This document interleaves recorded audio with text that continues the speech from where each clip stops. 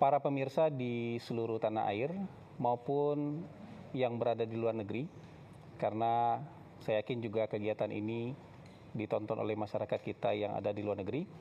Kali ini kita bertemu kembali dalam acara Presiden Prabowo Menjawab, dan ini merupakan kegiatan kedua yang dilakukan oleh Presiden Prabowo. Dan kali ini kita sudah bersama dengan Presiden Prabowo bersama 6 orang yang diundang untuk berdiskusi dan bertanya jawab dengan Bapak Presiden.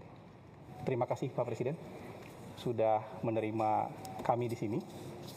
Beberapa expert yang mungkin bisa dikatakan ini par excellence Pak Presiden. Jadi orang yang termasuk yang paling top di bidang masing-masing. Dan terima kasih banyak Pak Presiden sudah menerima kami di sini untuk melaksanakan diskusi dan tanya jawab lah dengan Presiden. Dan mungkin karena ini orang-orang par excellence, mereka mungkin kan mewakili keingintahuan paling dalam dari masyarakat Indonesia. Dan menggalinya juga mungkin agak dalam Pak Presiden. Jadi siap-siap juga Pak Presiden kayaknya ditanya oleh mereka. Mungkin nanti akan saya perkenalkan masing-masing kepada pemirsa yang di rumah. Kalau Pak Presiden mungkin sudah familiar dengan tamu-tamu yang ada di meja bundar ini. Oh ya, meja bundar ini meja bersejarah ini. Karena banyak sekali keputusan strategis di Republik yang lahir dari meja ini. Di sebelah kanan Pak Presiden ada Mbak Eno, nama lengkapnya Mbak Retno Pinasti, pernah menjadi jurnalis Voice of America, ya. Kemudian sekarang menjadi Pemret di Liputan 6. SCTV dan Indosiar. Nah, Pemret di SCTV dan Indosiar. Mbak Reno udah beberapa kali ke sini ya. Ini bukan kali pertama. Ya, untuk tanya jawab dan diskusi dengan Presiden bukan kali pertama. Iya. Terima kasih. Di sebelah Mbak Reno ada, kita manggilnya Bang Celi, Bang Rizal Malarangeng. Jadi dulu Pak, waktu saya masih awal-awal lulus itu, berapa kali hadir ke acaranya Pak Billy Dahl, Indonesianis dari Ohio. Jadi kalau kita iseng-iseng nanya, siapa murid beliau paling pintar? Jawabannya nggak pernah geser, Pak. Rizal Malarangeng. Jadi kalau kita sodorkan nama lain, nggak, tetap Rizal Malarangeng. Kemana sekarang? Politik masih di Columbus, Pak. Masih sehat, 86 tahun. Iowa ya? Ohio State. Columbus. Ohio State University. Tempatnya JD Vance. JD Vance. Oh iya. Benar. Wakil Presiden. Oh iya. JD Vance. Dia orang Kentucky tapi sekolah di Columbus, Ohio. Kan tetanggaan. Oh, di Buckeyes. Ohio State University. Ohio State University, the largest state university in the US. Ohio State. Dan berikutnya, wah ini pendidikannya agak ngeri-ngeri sedap. Bang Bosman Mardigu-Wowi. Ternyata kuliahnya criminal mind, Pak. Oh ya? Hati-hati. Di mana sekolah? San Francisco State. San Francisco State. Kriminologi. Criminal mind. Lebih advance lagi, criminal mind, forensic investigator. Oke. Itu apa ya? Psychology. Applied psychology. Oh, applied psychology. Jadi faculty of psychology kalau dia. Betul. Tadi saya bercanda sama beliau. San Francisco. Saya bercanda sama beliau. Penting, harusnya di KPK dia. Penting kuliah. Saya pikir harus jadi konsultan khusus presiden. Nah, yang aku heran, orang sudah kaya raya masih mau nyuri, itu saya heran saya. Jadi dia harus jelaskan. Harus dicek tuh mainnya kriminalnya seperti apa itu. Izin Pak Presiden, Ya. saya lanjut. Ini Mas Muhammad Faisal, Direktur Center of Reform on Economic Indonesia, CORE. CORE ini, Direktur Eksekutif beliau sekarang. Jadi ini kritis-kritis juga ini Pak. Jadi Bapak harus siap juga kalau. Lulusan mana? Australia Pak. Australia. UQ, Queensland. Queensland. PhD-nya di Australia. PhD di Queensland, Iya. Master di Melbourne Uni Pak. Oh, oke. Nah, berikutnya. Mbak Retno pernah di Amerika juga? Saya di Amerika sekitar 7 tahun. Oh, Tapi jadi kalau sekolahnya di Ini Inggris, barat Pak. semua nih. Tadi UGM dulu, Pak. UGM dulu.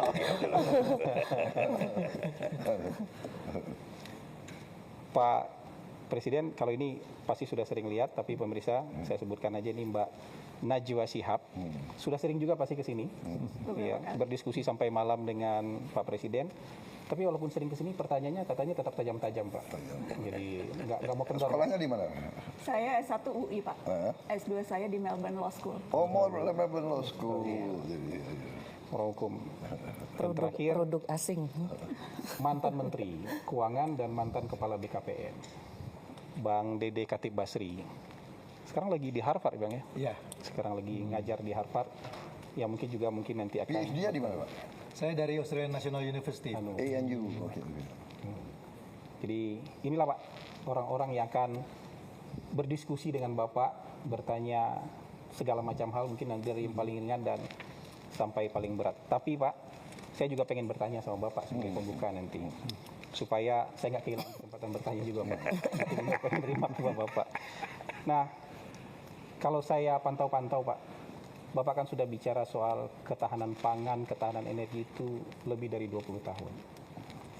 Dan pas perang seperti ini rasanya dapat relevansinya.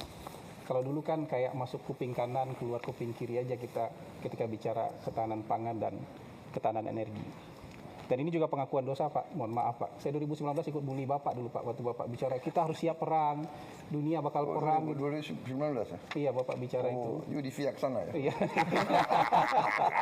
Jadi saya pengakuan dosa dan kayak tidak percaya, tapi ternyata 2022 ada perang, 2023 ada perang, 2025 ada perang, sekarang 2026 ada perang yang jauh lebih besar lagi. Nah, pertanyaannya, Bapak bicara dan berpikir soal ketahanan pangan, ketahanan energi itu karena memang memprediksi perang atau karena memang mazhabnya mazhab nasionalis gitu? Jadi lebih Enggak, kemana saya itu? kira mazhabnya mazhab akal sehat. Common sense and reality. Ya. Jadi saya tuh berpikir selalu mencari the basics, mencari esensi dari masalah. Itu nah, esensi kita bernegara, esensi kita hidup beradab, ya, peradaban manusia, human civilization. Pertama itu kan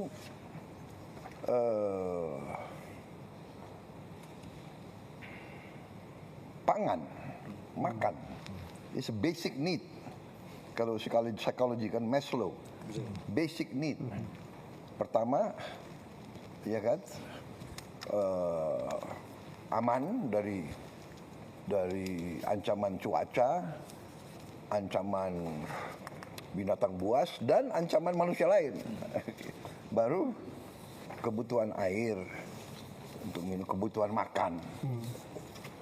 Baru tingkatan-tingkatan lebih tinggi daripada kebutuhan. Jadi makan itu is very basic, very basic. Jadi kebetulan saya ini juga saya suka baca sejarah dan juga latar belakang saya sebagai prajurit, sebagai perwira ya mendorong saya terus belajar sejarah.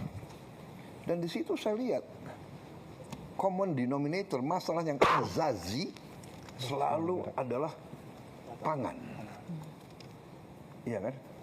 Perang, awalnya perang antara kelompok manusia dan kelompok manusia adalah rebutan pangan. Rebutan daerah di mana ada banyak binatang berburu, atau rebutan sumber air, atau rebutan lahan yang sangat subur. Oh, ternyata di lahan itu, di lembah itu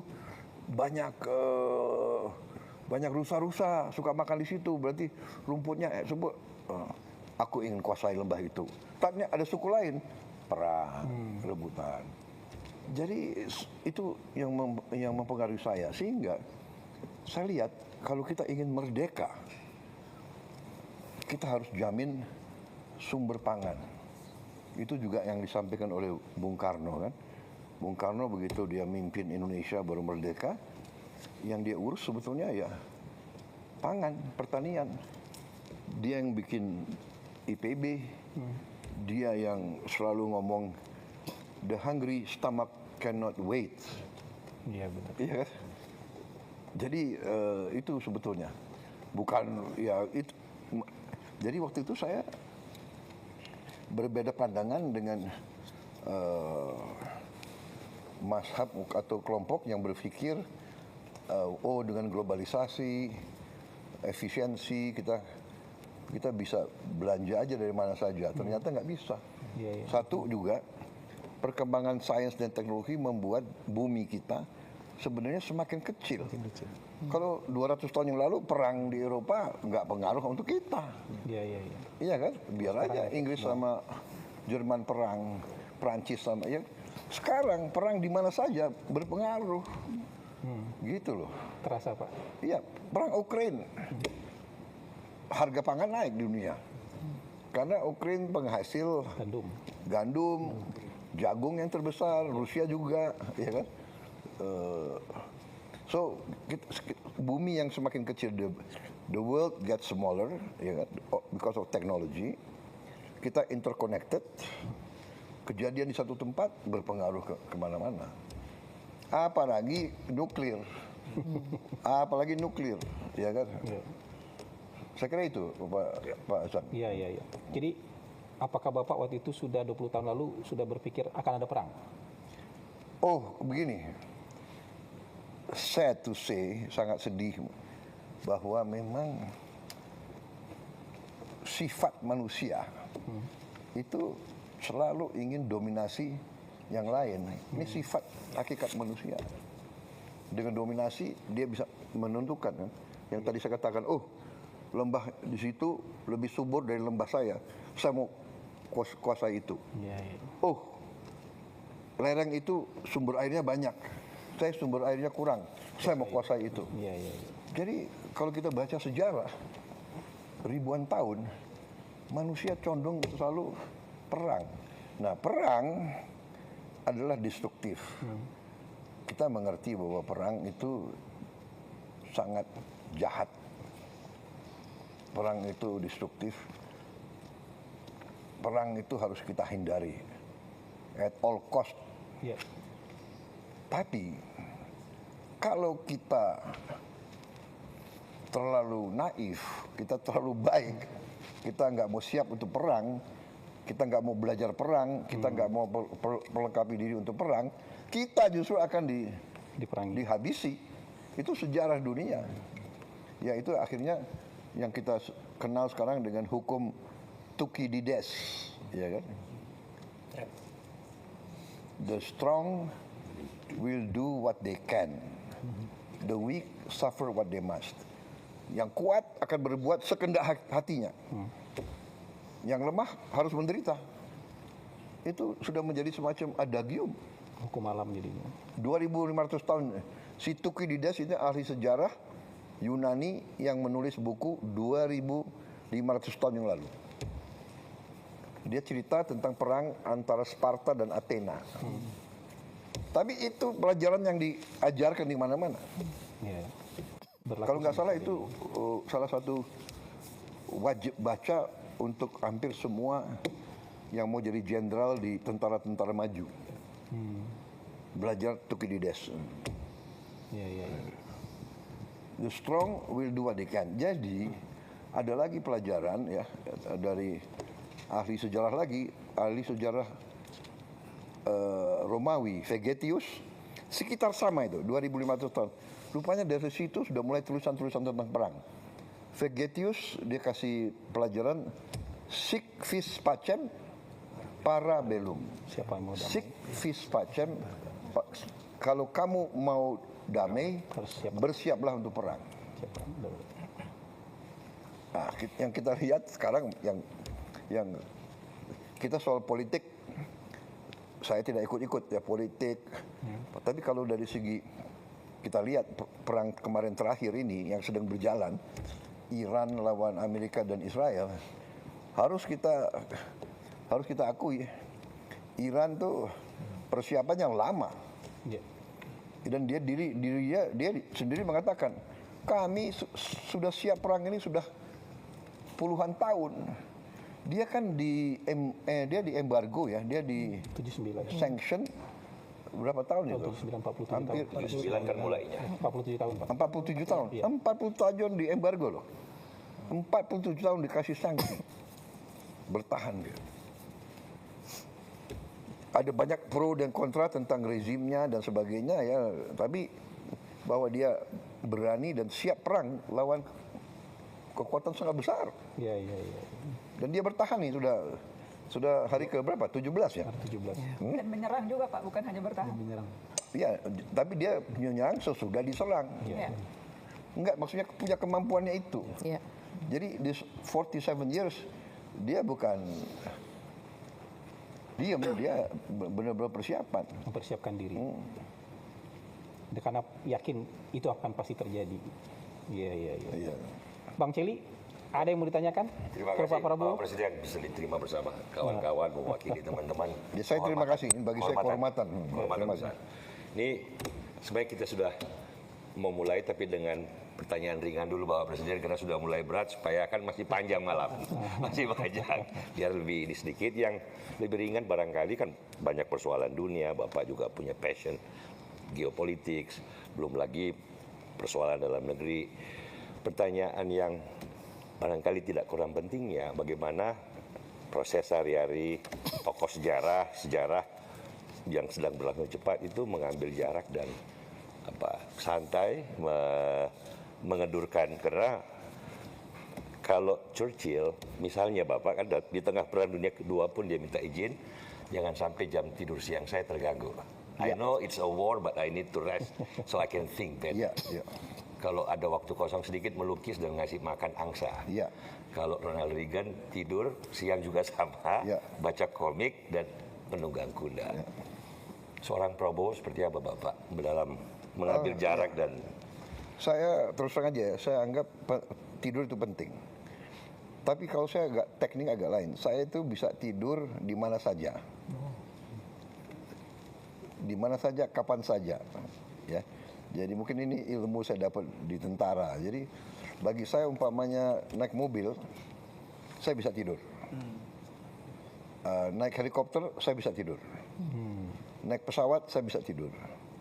Kalau saya antara 2-3 pertemuan, saya masuk 10 menit, 15 menit, saya tidur. Bagi saya 15 menit is nge-charge gitu loh. jadi lebih Apalagi power nap 20 ya. menit. My ideal actually is 30 menit. Jadi kadang-kadang antara meeting sama meeting, aku minta jeda setengah jam gitu. Saya tidur gitu. Kalau malam saya nih night, jadi kadang-kadang saya tidurnya jam 1. Tapi jam 3 saya bangun lagi. Kenapa? Ini masalahnya nih, teknologi ya kan. Kan ada YouTube. Iya kan? Bapak ikut juga YouTube untuk Ikut dong, saya harus perkembangan apa terakhir yang terjadi. Iya. Kan kita ini beda 4 jam sama Timur Tengah, Iya. 3 jam. Habis itu sama Amerika sekian jam. Jadi saya harus ikuti apa yang terjadi. Dan itulah mungkin yang membuat saya itu always a bit up to date. Iya. Begitu. Jadi saya ingat waktu itu saya di Singapura. Shangri-La Dialogue. ya. Nah, karena saya punya kebiasaan jam 3 saya bangun, saya buka YouTube. Jam 3 di Singapura ya. Itu kalau nggak salah di Washington DC 3 pagi itu 3 siang. 3 sore. Iya. Around 3 siang ya. Di Washington. Di situ kalau nggak salah at that time Presiden Biden, Presiden Biden baru ngomong sesuatu gitu loh. Tentang kalau nggak salah Palestina atau apa. Karena saya langsung baca waktu saya jam 9.10 pidato, saya yang pertama Menyampaikan. Address. menyampaikan tanggapan saya terhadap pidatonya Biden gitu loh. So, ya kan itu. Berkah sepertiga malam terakhir ini, Pak. Jadi memang itu. Gitu Pak ya. Itu ya. Jadi saya kalau Winston Churchill memang dia bisa mungkin ya. Karena tempo tahun 40-an, 50. Ya, betul, belum ada YouTube Pak. Iya, dan perkembangannya kan begitu. Iya. Tapi hebat dia memang benar. Saya kira benar. Jadi saya dulu waktu di tentara. Jadi begini, ada fenomena dan kita sering diejek oleh bangsa-bangsa lain, terutama bangsa Barat. Bangsa Barat, bangsa kulit putih, anggap orang Indonesia, orang pribumi itu pemalas. Ini ada tulisan-tulisan mereka. Waktu kami turne istilah mereka, turne ke desa-desa, kami selalu lihat pribumi itu tidur. Jam berapa dia turne? Dia turne jam 11, jam 12 siang. 12 siang, matahari di puncak. Siapa yang mau ke sawah ya, Pak? Ini bukan soal malas. Ini adalah kearifan dari nenek moyang kita. Kita diajarkan. Saya anak muda, saya di tentara diajarkan. Jam 12 berhenti kegiatan. Kita di tentara jam 12 berhenti kegiatan. Jam 11 kadang-kadang di semua asrama itu bendera hitam keluar. Ini puncak kepanasan. Kalau kita di luar heat stroke. Jadi kearifan nenek moyang kita, kalau kita kerja jam 11, jam 12, mati. Heat stroke. Jadi kalau si Belanda datang, orang pribumi tidur, ya ini menghindari itu. Tapi dia tidak lihat. Si pribumi itu jam 4 bangun, dia sudah kerja di sawah jam 5 pagi. Betul. Kan begitu. Baru istrinya bawa makan tuh jam 9, jam 10. Baru kembali, ya dia memang tidur siang. Tidur siang itu survival instinct. Strategi kebudayaan. Iya, survival instinct. Saya pernah kedatangan seorang, waktu saya udah keluar dari tentara, saya masuk bisnis, saya kedatangan ini. Seorang, nggak tahu orang Inggris, apa, banker, apa, beautiful suit, you know. Datang di kantor saya, dia bikin joke. Dia bilang, dia bikin joke terhadap orang Indonesia. Ya, I don't know, I think you Indonesians, your hobby is sleeping, dia bilang. Aku untung udah pensiun kan. Apa dasarnya? Dia bilang, ya, you know, every time I see my driver, he's always asleep in the car. Dalam hati saya bilang, baru saya jawab, do you know, have you asked your driver where he lives? Do you know some of them live in Sukabumi? To go to Jakarta, he wake up 3 o'clock in the morning, take a bus. The bus is 3 hours. To get to your house at 7 o'clock or 8 o'clock. Jadi dia nggak tahu kenapa. Survival instinct juga. Yang penting waktu when he drive for you, he's not sleeping, right? Jadi orang itu pinter. Ada kesempatan saya istirahat. Loh ini loh. Ya ini kadang-kadang dia nggak itu salah kalau cultural apa ya? Cultural arrogance. Adaptation kan. You live, everything is air conditioned, air conditioned car, air conditioned office, air conditioned hotel. Ya inilah. Jadi tapi tidur sangat penting. Siap. Untuk semua mereka yang diambil posisi kepimpinan harus cukup tidur. Silakan. Mau jam 8, yang paling bagus saya dengar tidur harus jam 9. Saya dengar. Yang paling sehat jam 9, bangun jam 4, jam 5, jam 6. Tapi nggak bisa update berita tengah malam. Nggak tahu ini apa ya? Ini sudah biar news junkie. Iya kan? Iya, right? Kita ini sudah kena lah itu. Benar nggak? What's happening?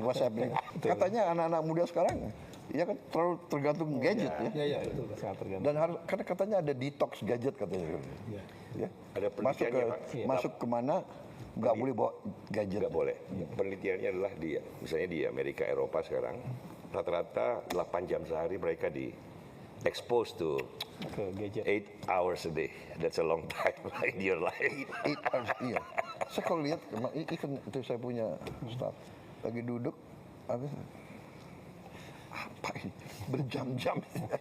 Iya, iya. Dan jago ya, dia punya tag tangannya ya. Dia bisa kirim WA luar biasa itu. Teknologi jempol gitu Pak. Kita jempol. Bawa aja, Moderator bawa boleh generasi. tambah satu yang Mungkin nanti di series atau ganti dulu? nanti kita Bang ya, nanti kita keliling. Siap. Moderator Pak, Iya. ikut. Yang Ini Mbak Reno belum? iya, yang kedua Mbak Reno Iya. Bang rencana. Oke, Bapak ada feeling ternyata yang kedua emang. Udah dibocorin loh. jangan-jangan. Jadi, memang dalam susunannya saya nggak bohong Pak. Susunannya memang susunannya Mbak Eno. Nah sekarang kesempatan kedua kita kasih ke Mbak Eno untuk menyampaikan pertanyaan ke Pak Presiden. Baik. Silakan Mbak Eno. Mas Moderator, terima kasih. Iya. Pak Presiden juga terima kasih atas kesempatan diskusinya yang kesekian kali, sebuah kehormatan juga untuk saya. Waktu melihat pesertanya Pak, saya sudah terbayang ini pasti nanti topiknya akan banyak meng-highlight soal geopolitik dan soal ekonomi. Tapi itu saya serahkan Pak izin ke pakar-pakar yang hadir di sini. Justru saya ingin menyoroti pidato Bapak beberapa hari lalu Pak. Waktu ulang tahun Danantara yang pertama. Waktu itu Bapak, ini saya ada kutipannya, memberikan statement, jangan main-main lagi dengan saya. Laporan palsu, laporan menyenang-nyenangkan supaya bisa akal-akalan. Saya kasih peringatan keras ya. Nah, terkait ini, boleh kasih konteksnya Pak.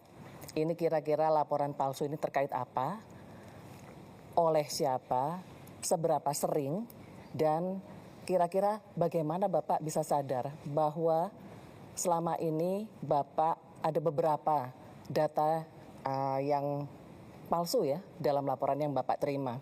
Karena gini Pak, kesalahan data itu dalam laporan akibatnya bisa fatal. Bisa salah prioritas, Bapak bisa salah alokasi sumber daya juga, apalagi Bapak kan pemimpin militer ya. Setidaknya dulu pernah menjadi pemimpin militer, dan dalam militer itu kalau salah data itu taruhannya nyawa Pak. Nah pertanyaan saya, apakah Bapak siap, benar-benar siap Pak, untuk menerima laporan yang tidak menyenangkan? Itu yang pertama. Kemudian saya pengen tahu juga upaya-upaya apa yang Bapak lakukan untuk meng-cross-check kebenaran laporan-laporan yang Bapak terima. Apakah Bapak misalnya mencari second opinion, atau Bapak mencoba mencari fakta di lapangan, mungkin Bapak sidak, atau Bapak mungkin melihat keluhan-keluhan masyarakat di sosmed, atau mungkin ada rencana atau sudah ada mungkin Bapak membuka saluran khusus untuk pengaduan dari masyarakat barangkali. Dan apakah Bapak juga selama ini mencermati, tadi kan Bapak menyampaikan jam 3 memantau YouTube dan segala macam.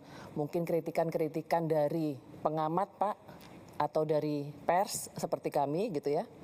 Dan yang ketiga saya ingin tahu, siapa teman diskusi Bapak? Karena gini Pak, apakah masih ada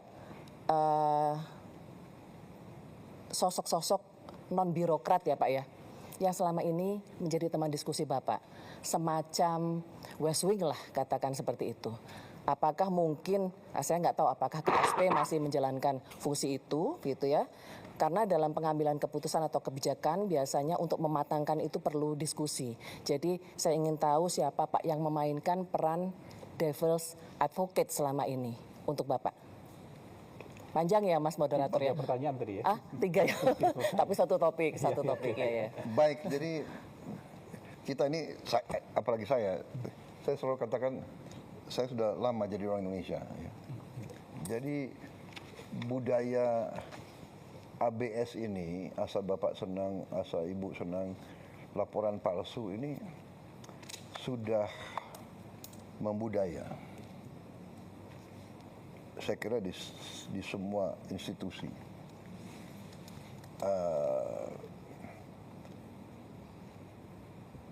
this is part of our problem. Ya, benar. Kalau salah informasi, ya keputusan tidak baik, ya kan. Dan ini masalahnya, ya. Sehingga kita harus punya mindset untuk waspada terhadap setiap laporan.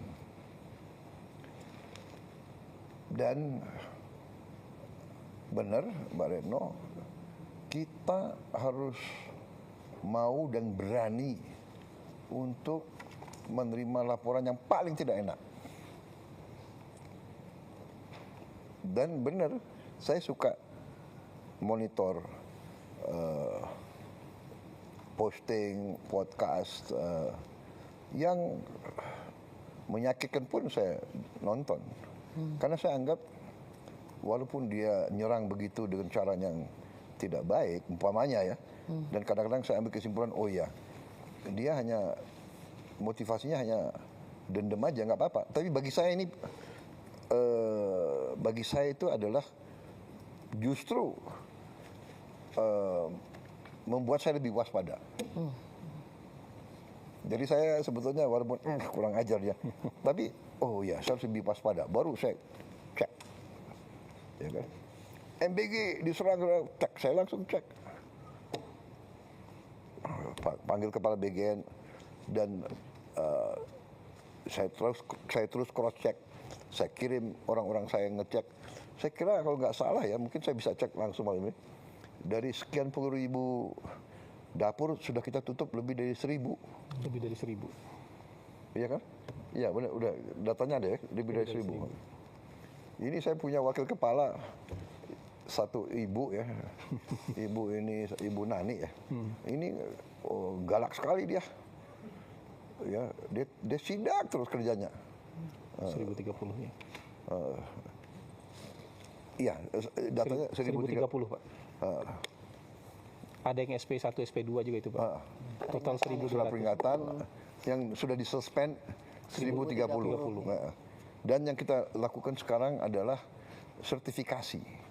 Jadi kalau dapur kamu mau survive lebih dari berapa bulan, kamu harus lulus sertifikasi kebersihan, sertifikasi keamanan makanan, dicek ke airnya gimana, ya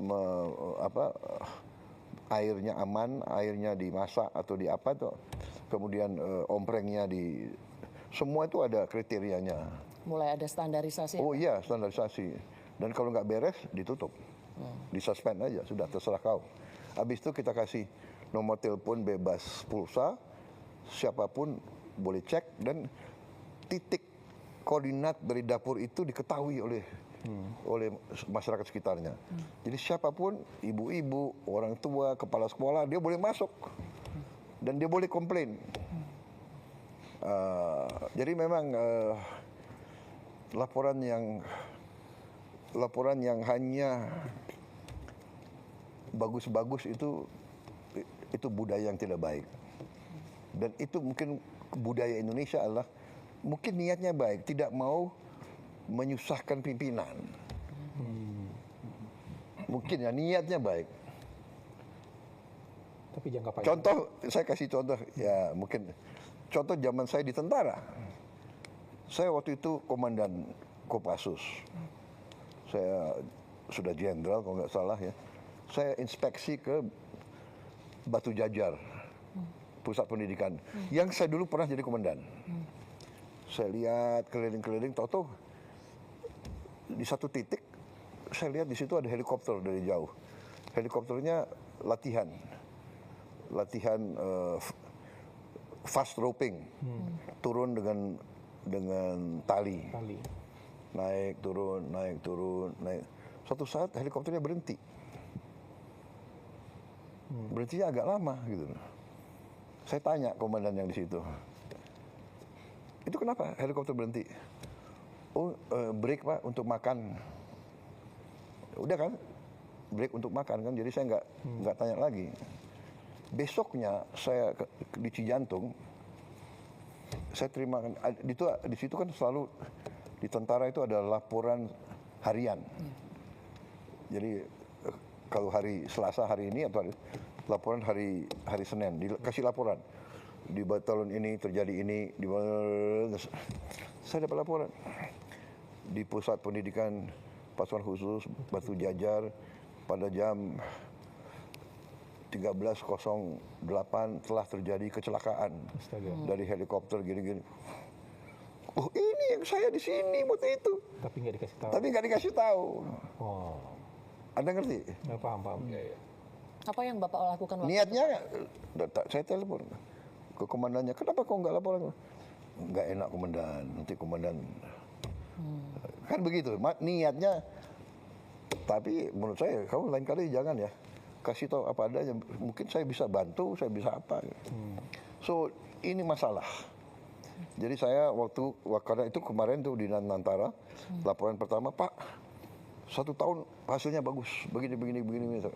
Saya kejar dia, yuk ini laporan benar nggak? Yuk jangan, ngerti nggak? Jangan nyenengin saya. Ini saya pegang loh. Saya ini sekarang bertanggung jawab atas Nantara. Enggak Pak, begini bisa ya? Saya bisa audit ya, siapa? Itu dasarnya saya ngomong begitu. Ya guys, we have to have a new culture. Culture ini harus walaupun sakit, pahit, we have to face reality. Kita harus realitas lah. Dan kita harus siap kita harus siap terima tidak baik, kita harus siap dimaki-maki, kita harus siap dicurigai, nggak apa-apa. Saya belajar banyak. Seorang pemimpin yang baik tidak boleh takut menghadapi kesulitan. Kalau pemimpin yang unggul, lihat kesulitan, harus dikejar kesulitan itu. Rush to the problem. Hadapi. Solve the problem. Nah itu. Berarti kritikan dari pers atau dari pengamat nggak masalah ya Pak? Karena tempo hari Bapak sempat ini nih Pak, katanya pengamat ada beberapa yang mau apa ya itu istilahnya? Enggak, jadi gini. Yang di Iya, pengamat itu semua kritik itu baik dan membantu. Tapi ada orang yang kritik dengan niat motivasi yang nggak baik. Ngerti nggak? Dia kritik justru untuk menimbulkan kebencian. Atau kecurigaan atau kecemasan. Nah, ini menurut saya it's not good. It's not good. Ya kan? Satu, niatnya apa? Motivasinya apa? Ya kan? Kalau motivasinya evil, niatnya tuh niat jahat aja, itu nggak baik. Ya ngerti nggak? Ya kalau kritikan berdasarkan suatu fakta, suatu fenomena itu baik, bagus. Contoh yang saya anggap informasi dari lapangan, justru dari anak-anak. Suatu saat saya kaget itu. Tahun berapa? Mungkin 1 tahun yang lalu. Gitu. Saya dikasih lihat, Pak ini ada anak-anak di Nias. Ini saya ingatin nama, ternyata baru saya tahu. Coba ada suaranya nggak? Dia teriak, nama saya dipanggil, coba. Kami keseringan dihambat banjir di saat kami pergi ke sekolah. Dan kami mohon kepada Bapak untuk membangun jalan kami ini. Karena kami tersiksa kalau kami pergi ke sekolah. Anak-anak kita tiap hari masuk sungai basah, duduk di kelas basah, pulang kembali basah. Dia nyawa loh itu, nyawa itu. Semua terjun, kita kerjakan ini. Dibangun jembatan ya waktu itu. Anak-anak kita teriak, kita harus jawab. Sekarang kita akhirnya terpaksa di desa. Presiden Republik Indonesia dengan ini meresmikan 77 jembatan Bailey, 59 jembatan Armco, dan 82 jembatan perintis. Terima kasih atas semua bantuan. Orang yang sama ya? Ada sama sih. 1 tahun kemudian itu. Sekarang Ini viral kami ini, tidak Pak. pulang lagi dan tidak membuka sepatu lagi kalau kami pergi ke sekolah. Sekarang saya tidur lebih lega karena anak-anak di desa-desa terpencil tidak perlu lagi menyeberangi sungai dengan keadaan bahaya terhadap keselamatannya. Ya MISA namanya, Saya tanya Yamisa ini, anaknya berani ya, polos gitu. Tapi minta tambah lagi kan Pak dia, nggak cukup dari jembatan katanya. Oh, ya minta lagi dia bilang. Dia minta MBG. Desa kami belum dapat MBG, kebayangkan tuh. Yang tapi saya Ada berapa jembatan? dan yang saya sedih ya, kalau you dengar itu, saya bilang, Yamisa kelas berapa? Sekarang saya kelas 12. SMA. Kamu mau kemana nanti? Orang tua kami miskin. Saya ingin belajar, tapi orang tua kami miskin. Tidak mampu Bapak. Saya sudah perintahkan apapun terjadi, kasih beasiswa, sekolahkan anak itu. Iya kan? Iya. Karena saya ini punya filosofi hidup dari dulu. Kalau Anda bisa bantu banyak orang, bantu banyak orang. Kalau tidak bisa bantu banyak orang, bantu beberapa orang. Kalau tidak bisa bantu berapa orang, bantu satu orang. Kalau satu orang pun Anda tidak bisa bantu, jangan bikin susah orang lain. Penting. That's my philosophy. Iya. Jangan bikin Saya susah ajarin orang semua. lain. Saya ajarin semua. Lingkungan saya. Kalau kamu lihat ada orang sulit, berhenti. Apa yang kau bisa bantu? So, itu jawaban saya benar. Semua kritikan baik, tapi kalau kritik berdasarkan suatu kebencian dan kok mengada-ada dan kok tidak punya data, itu menurut saya kurang baik. Itu filosofi saya. Jadi, tapi tetap aja saya terima, saya anggap itu baik untuk saya, benar nggak? Tetap ditonton ya Pak. Tetap ditonton. Tetap ditonton, tetap. Tapi kalau saya lihat ini nggak ada gunanya, saya tinggalin. Tapi saya tangkap dulu gitu loh, iya kan? Pak, yang memainkan peran devil's advocate selama ini siapa? Oh banyak, saya hampir. Jadi orang-orang dekat saya itu sudah ngerti bahwa justru yang saya ingin tahu adalah tadi suatu alasan, suatu reasoning yang menyanggah gagasan saya. Dan saya kira itu pendekatan yang benar. Kalau pemimpin kumpulin pendapat saya begini, itu rata-rata semua akan setuju. Tapi kalau saya mengatakan masalahnya apa, solusinya apa, kesulitannya ini, apa solusinya? Seperti jembatan, sebetulnya, maaf ya, dana desa sudah kita keluarkan ke desa. Dan jembatan-jembatan yang gantung itu harganya 300 juta, 400 juta, 500 juta. Katakanlah yang 100 meter panjang, paling 800 juta ada. Dan mereka terima 1 miliar 1 tahun. Kan bisa dia cicil 3 tahun, 4 tahun, jembatan yang bagus pun. Iya betul. Tapi sudahlah, saya tidak mau tanya kemana dana desa, sudah anak-anak teriak. Dan langsung gitu, Bapak Prabowo, nggak apa-apa. Iya. Dia teriak, saya harus jawab. If I can do something, benar nggak? Ya, alhamdulillah. Sekarang saya bikin satgas jembatan. Selain yang daerah bencana, dia laporkan bahwa yang paling mendesak kurang lebih 3.000 titik. Besar sekali.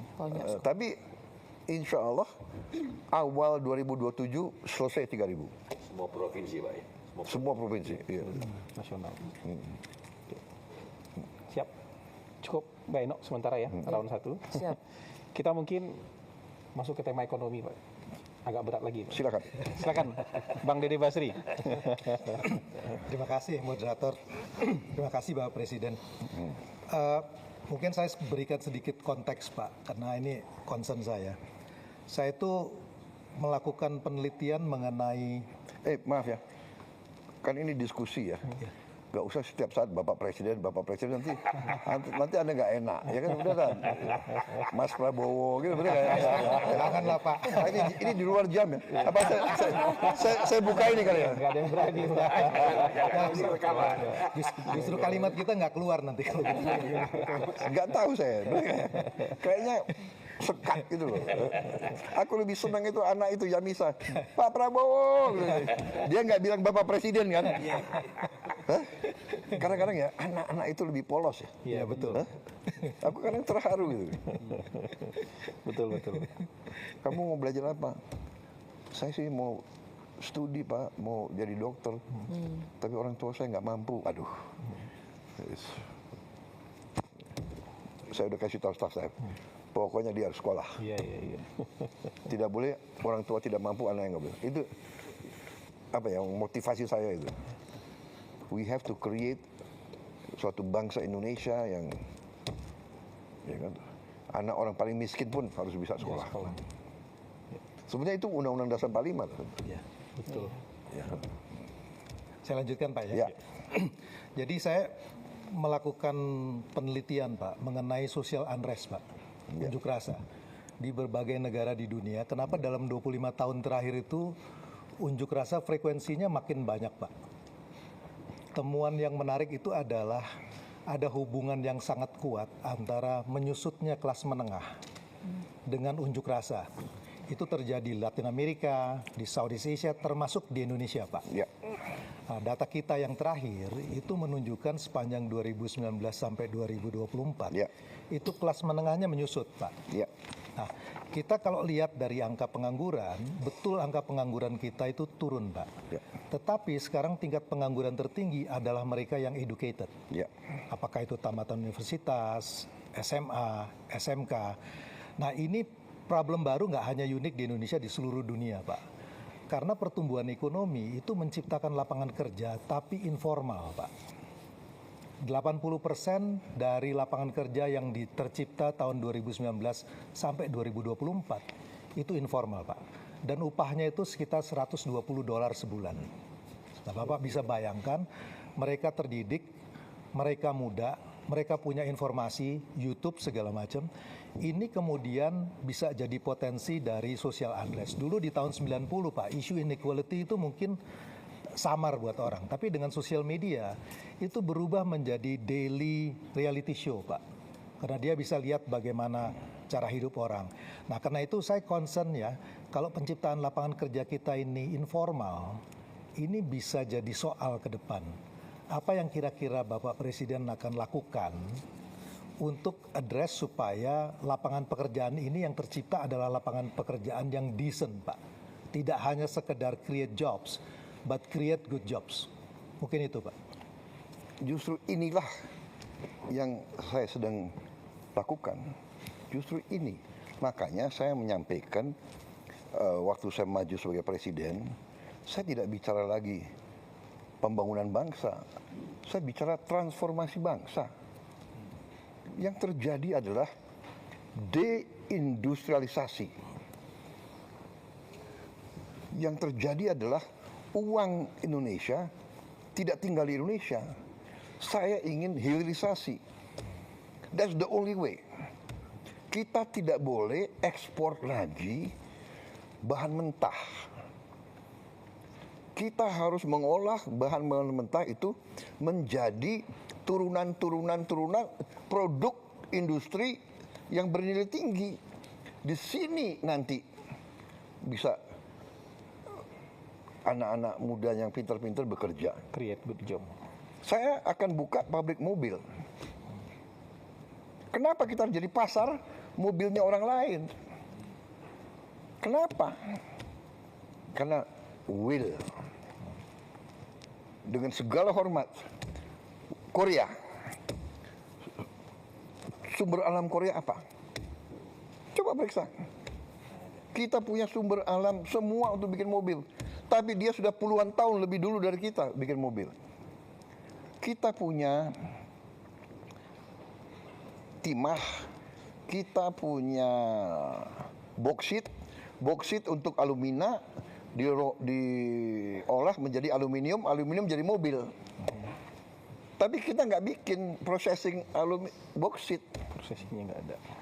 Jepang tidak punya boksit. Dia bikin mobil terhebat. Iya kan? Jadi ini Pak Kati, this is what we have to do. Makanya saya bikin buku transformasi bangsa. Saya katakan strategi transformasi bangsa. We have to transform. There's no other way. untuk kita industrialisasi, kita harus melakukan ratusan pabrik. Itu yang kita sebut pohon industri. Dan kita sudah map out. We have a plan actually. Pohon industri untuk semua komoditas penting yang kita punya. Kelapa saja ternyata di negara manapun dianggap suatu miracle crop. Minyak VCO, virgin coconut oil, itu dianggap anti cancer. Di Amerika saya punya teman-teman jenderal Amerika, dia minum tablet virgin coconut oil yang dibikin bubuk jadi tablet. Tiap makan dia minum itu. Harga kelapa itu tinggi sekarang. Kita baru punya 1-2 pabrik kelapa. Selama ini kita ekspor kelapa gelondongan. Kelapa. Hampir semua komoditas. Ya, kita punya kopi terbaik. Tapi kita import Starbucks. Ya, Nestle, Nescafe. Iya kan? Kita punya coklat terbaik. Tapi kita import, kita makan KitKat, kita makan Cadbury, ya kan? This is what we have to do. Jadi justru ini jawabannya adalah industrialisasi. Yang sekarang ini is actually to win time. To win time. Win time adalah kita harus hilangkan kemiskinan. Bahwa kelas menengah turun, saya yang ungkapkan. Saya ungkapkan di mana-mana. Itu yang menohok saya. Saya tadi bangga juga 7 tahun pertumbuhan 5%. Tahu? Loh, pertumbuhan tapi orang miskin tambah. Kelas menengah kurang kok. There's something wrong with the system. Yeah. So you're exactly correct. We have to industrialize. And now it's not even industrialization. Now it's science. STEM. Ya kan? Contoh, kita kekurangan 100, kalau tidak salah 120.000 sampai 140.000 dokter. 140.000 dokter kurang. Dan kita memproduksi, menggraduate tiap tahun paling 9.000 sampai 10.000 dokter tiap tahun. Top. Artinya kita harus 14 tahun nunggu baru terpenuhi. 14 tahun akhirnya yang tua-tua pensiun juga gitu loh. Jadi we will never, kalau kita nggak ambil tindakan drastis. Makanya saya rencananya saya mau bangun 10 universitas baru dengan 10 fakultas kedokteran baru dengan 10 research rumah sakit baru. Untuk mempercepat ini. Pak, saya boleh sedikit, Pak, ya? Ya.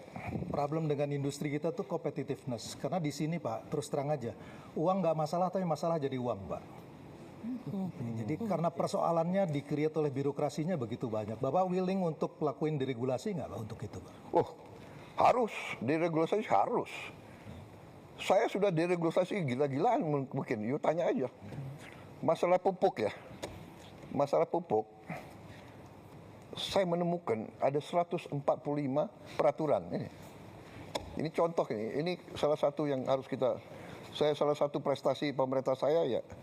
Antara lain ini penyaluran pupuk 145 peraturan, ya. Jadi ada 41 undang-undang, 23 peraturan pemerintah, 6 peraturan presiden, instruksi presiden. Di Kementerian Pertanian ada 11 peraturan, Kemendak 6, pokoknya totalnya 145, ya. Jadi dari pabrik yang miliknya negara sampai ke petani itu kalau tidak salah harus ada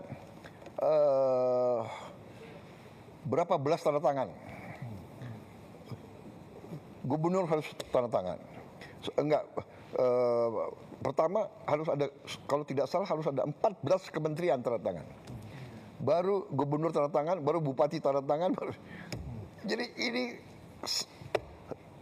pupuk yang kita subsidi nggak sampai ke petani. Bahkan jadi penyelundup, diselundupkan kemana? Petani juga bingung, di mana saya akhirnya nangis-nangis. Kita hilangkan 145 peraturan dari pabrik langsung ke Gapoktan. Kelompok tani. Nggak usah pakai kartu-kartu, pakai KTP bisa beli. Surat sudah. Jadi deregulasi sangat penting. Ini semua dan akal-akalan ini, birokrasi ini akal-akalan. Sudah kita kurangi undang-undang, kita sudah perbaiki undang-undang, kita perbaiki ini peraturan presiden. Dia akal-akalan, dia bikin lagi apa namanya peraturan teknis. Pertek. Akal-akalan lagi nih Pak. Ini aduh. Boleh klarifikasi satu nggak Bapak? Ini penting banget tadi. Satu aja klarifikasi ngikut. Tadi kan Bapak bilang industri mobil baru ya. Kan selama ini salah satu yang cukup berhasil industri mobilnya kan misalnya Toyota Kijang, Innova, itu kan komponen dalam negerinya lumayan banyak Bapak. Kan dibuat di Indonesia, Avanza bahkan kita ekspor. Apakah ini kita akan perkuat atau you are going to create something totally new? Ini kan sudah ada Ya kan sejarah. gini ya, Toyota ini kan masih belum mau ke arah listrik. Oke, listrik Bapak ya, listrik. Ekosistem baru. Ya. Nah, saya ingin total listrik. Kenapa? Dan saya ingin listriknya itu dari solar, dari matahari. Kenapa? Justru menghadapi ini. Kalau kita mau pakai mobil combustion engine, apa mobil bensin atau solar, masih tergantung lagi kita impor gitu loh. Jadi industri mobil dengan ekosistem baru ya, bukan yang Mobil sama motor. ya. Kita udah bikin simulasi. Waduh, savingsnya luar biasa. Ya. Jadi saya kalau strategi kita benar, will kita ada, insya Allah kita bisa hidupkan lagi industrialisasi. Ini berpikirnya Ya, nggak cuma saya- satu dua langkah ini. Bapak nggak mikir 1-2 langkah ini, mikirnya harus 100 langkah ini. Enggak. Saya tadi boleh 100 langkah, tapi intinya, what is the basic problem? The root of the problem, apa? Akar masalahnya apa? Nah, itu yang kita atasi. Beliau, oke, benar. Kita butuh good quality jobs for the educated. But we also need massive jobs for the common, orang-orang biasa yang ingin hidup dengan baik. Kan itu yang harus kita juga. Jadi that's why kita terpaksa ya, menurut saya kita terpaksa multi front. Semua sektor harus kita kerjakan serentak. Memang berat, memang banyak orang mengejek kita. Indonesia nggak mungkin berhasil, tapi saya optimis, saya yakin kita akan berhasil. Itu bedanya itu. Kalau kita yakin berhasil, insya Allah berhasil. Nah, itu pengalaman saya gitu, ya kan? Tapi everything berdasarkan realita, ya kan? Fakta. Realita. Kalau kita nggak punya apa-apa, kita punya semua kok. Masalahnya kita tidak mampu manage, itu aja. Sekarang kita harus ubah. Makanya tadi itu salah satu ya, semua permainan-permainan yang tidak benar harus kita tinggalkan. Ya. Ekonomi lagi Pak, Silakan. Mas Faisal. Mau bicara apa? Mau bicara seni pun boleh. Ekonomi dulu. Mau bicara sepak bola aku paling suka. Iya. Mas Faisal, silakan Mas Terima Faisal. kasih Bang Moderator. Terima kasih Pak Presiden, Pak Prabowo. Ini pertama kali saya diundang ke sini berdialog langsung dengan Bapak. Sebetulnya tadi ketika Pak Prabowo menyebut masalah industrialisasi dan hilirisasi, sebetulnya saya mau bertanya soal itu karena kami di KOR banyak sekali melakukan kajian kaitannya dengan industri, termasuk EV tadi dan juga ke daerah-daerah smelter, Pak. Tapi sepertinya untuk yang round pertama ini saya ingin menanyakan tentang yang sedang hangat dibicarakan sekarang. Jadi dampak daripada perang terhadap ekonomi domestik kita, Pak. Kita tahu harga minyaknya kan sudah sempat beberapa kali menyentuh $100 per barel. Rupiah juga sudah sempat menyentuh 17.000 per US dollar. Jadi dari hitung-hitungan kami sendiri di Korpa, memang kalau dalam waktu yang panjang ICP harga minyak dunia itu di atas $80 per barel dan nilai tukar rupiah di sekitaran 17.000, memang dampaknya ke pembengkakan subsidi energi itu bisa lebih dari 100 triliun tambahannya saja, Pak. Itu artinya kalau dibandingkan persentase terhadap PDB berarti sudah tembus 3%. Nah, saya mendengar dari media bahwa Pak Prabowo ingin menahan itu, bahwa defisit APBN tidak tembus 3%. Tapi pertanyaannya bagaimana, Pak? Karena concern kami kalau seandainya menahan 3% itu dilakukan dengan efisiensi yang caranya sama dengan tahun lalu 2025, kita sudah saksikan sendiri, Pak, bagaimana dampaknya. Saya ketemu dengan banyak pelaku. Dampaknya bagaimana? Termasuk di daerah, Pak. Di daerah, kalau Bapak ingat ada gejolak di Pati, gejolak di beberapa daerah yang lain, itu karena susah untuk mencari jalan keluar bagi daerah untuk terpaksa mereka menaikkan pajak. Karena transfer ke daerah kan dipotong, Pak. Karena efisiensi juga. Nah, jadi apakah cara untuk efisiensi yang Bapak ingin lakukan sama, ataukah mungkin ada cara yang lain, Pak? Misalnya, contohnya begini, Pak. Apakah ada terpikir cara untuk refocusing misalnya, Pak, ya? Termasuk misalnya mengalihkan sebagian daripada program-program yang sudah ada yang banyak banyak alokasi anggarannya, termasuk mungkin program prioritas, ke pos-pos yang sifatnya tanggap darurat ini, Pak. Oke, saya jawab. Iya, Pak, silakan. Pertama, tolong Anda cek transfer ke daerah mana yang dipotong dan mana yang tidak dipotong. Ya, kalau tidak salah yang dipotong juga yang bersifat tidak produktif.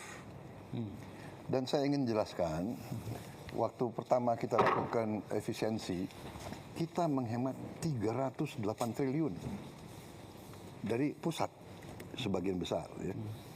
Dan dari mana itu? Dari semua pengeluaran yang akal-akalan. Keyakinan saya itu semua 308 ini kalau tidak potong, ini ke arah korupsi. Pak Muhammad, saya kembali ke dasar ya. Saya akan kembali ke dasar. Bapak kan ekonom. Kalau kita bicara ekonomi Indonesia, selalu keluar angka ICOR. Betul. Ya, incremental capital output ratio. ICOR kita 6,5. Ya, tinggi sekali. Dibandingkan dengan Korea, mereka itu 4. Singapura 4. Kalau tidak salah Thailand 4, India 5. Artinya apa? Kalau kita lihat kita 6, Korea 4, Singapura 4. Arti itu adalah 4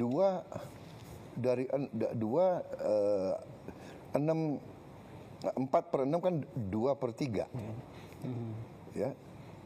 Jadi kita ini kalau angka itu artinya kita 30% lebih tidak efisien dari Thailand, Malaysia, Filipina apalagi, Vietnam apalagi.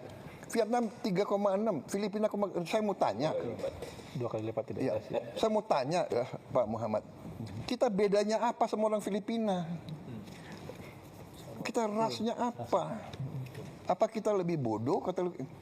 Kita lebih tidak efisien. Kalau saya pakai ini sebagai dasar, artinya saya datang mendekati APBN kita yang 3.700 triliun, which is 230 miliar dolar. Pertama saya sudah lihat, ini 30% dari 230 itu 75 miliar dolar. Tidak efisien ini.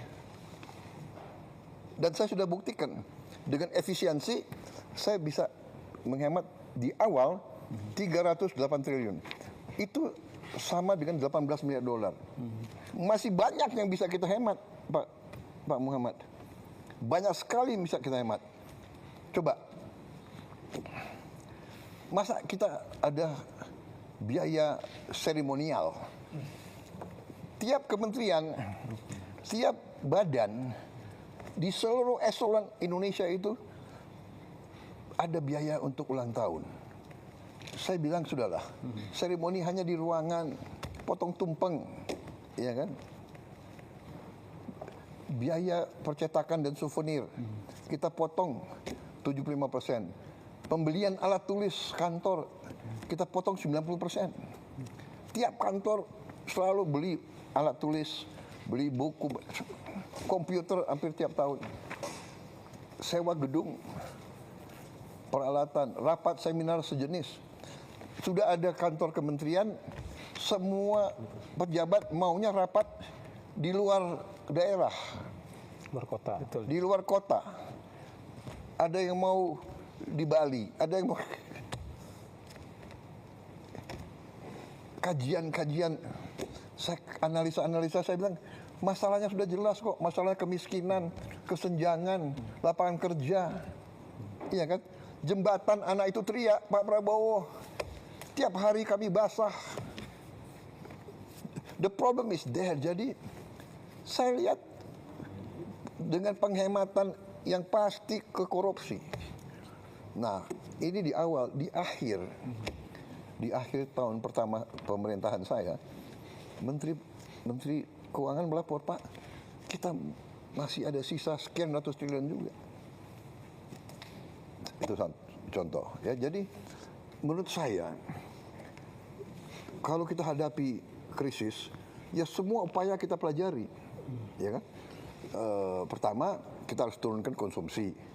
Ya, kita bisa turunkan konsumsi. Saya lihat negara-negara lain, umpamanya lagi mikir hari kerja jadi 4, dari 5 jadi 4. Ya, Filipina, Pakistan sudah. Kemudian work from home, bekerja dari rumah. Waktu COVID kita lakukan, cukup berhasil.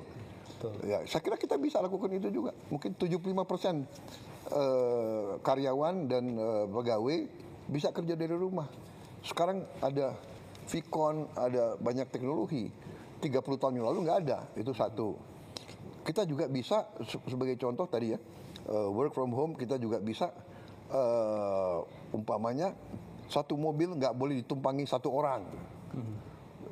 Di negara-negara lain juga, satu mobil minimal 4 orang. Ya kan? So, banyak cara. Jadi, maaf ya, ada yang dramatisasi penghematan itu. Enggak, kita tidak kurangi biaya pendidikan apapun, kita tidak kurangi. Kita tidak kurangi biaya operasional, kita tidak. Justru maaf ya, kita buka-bukaan aja. Saya berani, jangan nantang-nantang pemerintah pusat. Ya kan? Banyak biaya yang harusnya dilaksanakan oleh kabupaten dan provinsi tidak dilaksanakan. Contoh tadi, jembatan desa, rakyat harus teriak, presiden harus turun tangan. Padahal maaf, ada dana desa. Kemana dananya di bupati? Kemana gubernur?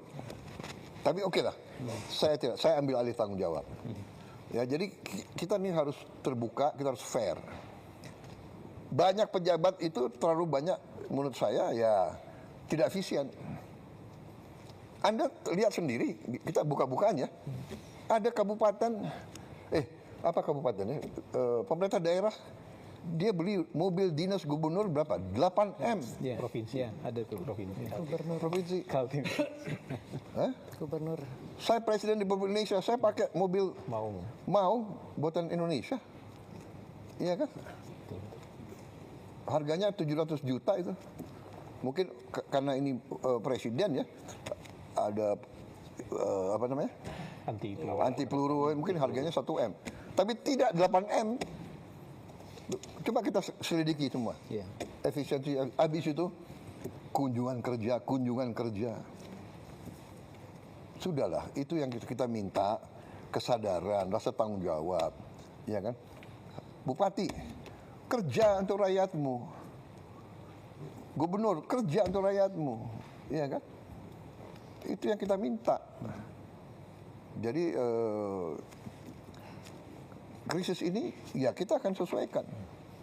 Dan dengan ini ya krisis ini memang kita harus waspada, tapi kita banyak langkah yang kita lakukan dan kebetulan juga ya kita berada dalam posisi yang agak lebih baik dari negara lain.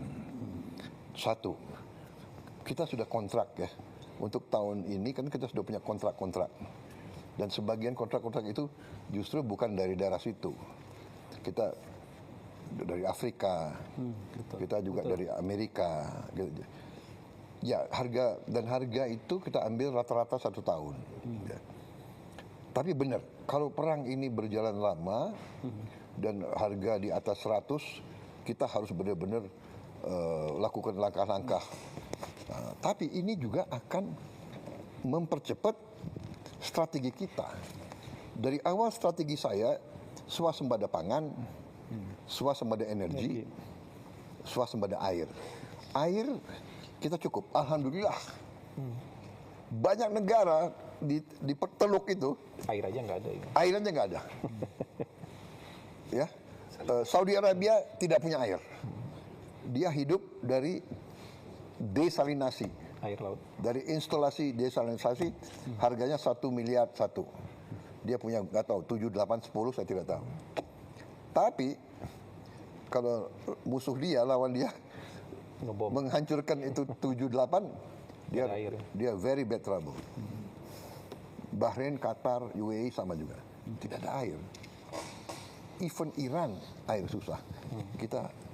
Kita tinggal air kita manage. Kadang-kadang kelebihan air. Iya kan? Karena kita tidak mau kita sebetulnya ya sudah ribuan tahun tahu kok kalau hujan pasti banjir. Iya, iya. Tapi kita ya kan kita ini kita harus bangun sekarang ya. Kita harus waspada, kita semua eselon. Alam yang begitu baik dari Yang Maha Kuasa, jangan kita santai everything. Kita harus bangun. We have to be tough. Jadi ini wake up call. Tapi ini akselerasi. Jadi saya berniat, saya sudah kasih keputusan politik dalam waktu yang sesingkat-singkatnya, paling lambat 2 tahun kalau bisa, kita harus punya tenaga surya 100 gigawatt. 100 gigawatt. Ya. Nah, kita sekarang sudah bisa produksi sekitar, kalau tidak salah ya, 11 gigawatt dari dalam negeri saat ini. Kita masih punya pembangkit listrik tenaga diesel sebesar 13 gigawatt. Jadi ini harus kita tutup. Tidak boleh lagi ada listrik dari diesel, terlalu mahal. Jadi kita, saya kira dalam waktu dekat 13 gigawatt bisa kita adakan. Jadi very soon kita tidak akan pakai diesel, solar untuk listrik. Itu penghematan kita pertama. Tapi the whole plan is semua motor kita akan kita konversi menjadi motor listrik. Semua mobil, semua truk, semua traktor harus tenaga listrik. Jadi nanti orang kaya yang punya Lamborghini, Ferrari, silakan lo pakai bensin, lo bayar aja harga dunia. Mau $200, ya kan? Terus lo orang kaya kok. Yang lain kita sudah bikin simulasi. Ternyata si yang naik motor, kalau dia pakai listrik, pengeluarannya tinggal 20%, 1/5. Jadi ini, this is our game changer. Ini game changer. Cina, Tiongkok, dia sudah punya 800 gigawatt.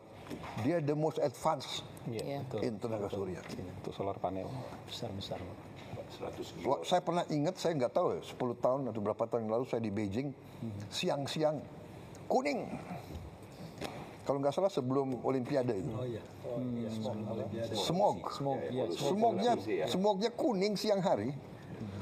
Kita nggak berani keluar. Ya, sekarang Clean. clean. Jadi dia very advanced. Dia punya hydro, kita punya hydro. Hydro lebih mahal dan lebih lama. Kita punya geothermal juga agak lebih lama. Kita punya mini hydro agak lumayan, mini hydro.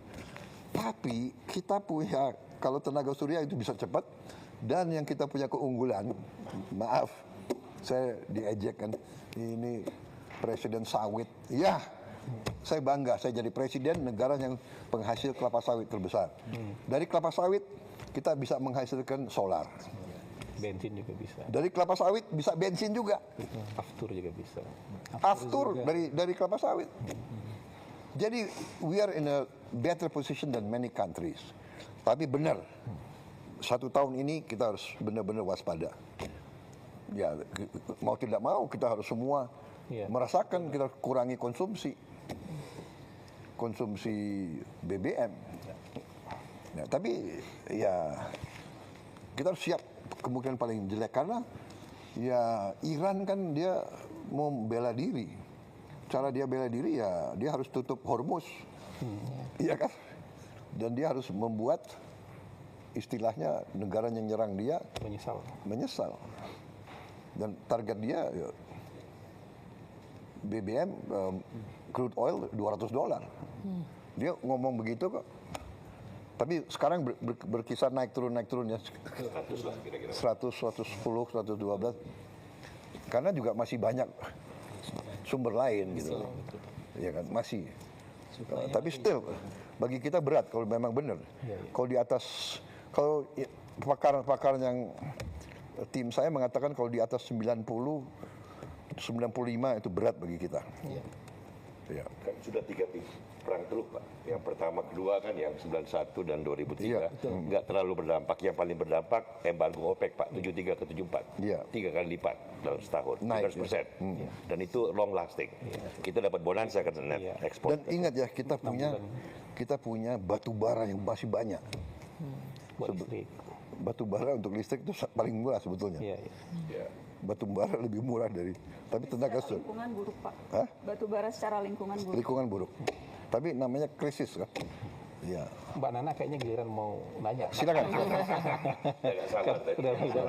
Udah langsung nyambar itu. Iya, sebetulnya saya masih ingin menyambung dari Bang Faisal, tapi saya pindah haluan dulu Pak. Baru kemudian nanti mungkin kita bisa kembali. Bukan ekonomi, tapi isu yang juga luar biasa penting Pak. Aktivis kontras Pak, bernama Andri Yunus, disiram air keras, mengalami luka serius. Luka bakar hampir 20%. Kornea matanya sebelah kanan juga rusak.